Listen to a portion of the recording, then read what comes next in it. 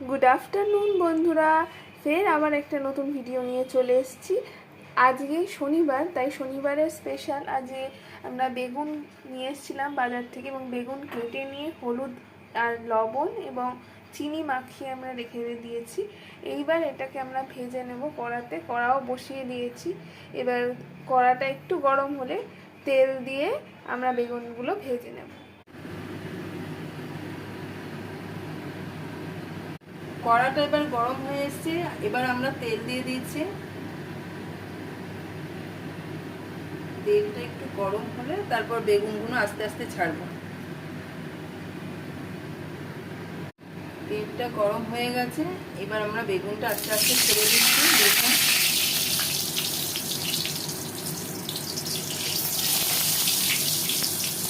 গোল গোল বেগুন ভাজা সবারই আশা করি ভালো লাগে খেতে। আর আজকে শুধু বেগুন ভাজা নয়, আজকে হবে ডালিয়ার খিচুড়িও। কিন্তু প্রত্যেকটা ভিডিওই আমরা শর্টসের মাধ্যমে দেবো, তাই অল্প অল্প করে এক একটা যখন মেনু বানাবো তখন এক একটা ভিডিও আমরা আপলোড করে দেবো।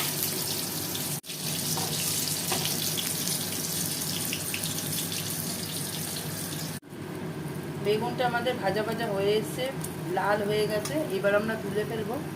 কিন্তু তোলার আগে আপনাদের একটা ভালো কথা বলে দিই, যে আপনারা বাজার থেকে যখন বেগুন কিনবেন তখন বেগুনটা দেখবেন একটু নরম নরম নাকি, নরম হলে বুঝবেন বেগুনটা খুব ভালো, তেলও টানবে না, কম তেল লাগবে আর ভালো বেগুন হবে, মানে খাওয়ার সময় বেশ ভালো লাগবে।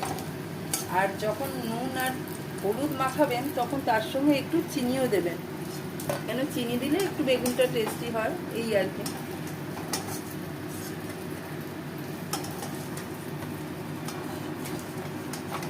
এরপর আমরা পরের বেগুনগুলো সব দিয়ে দেব।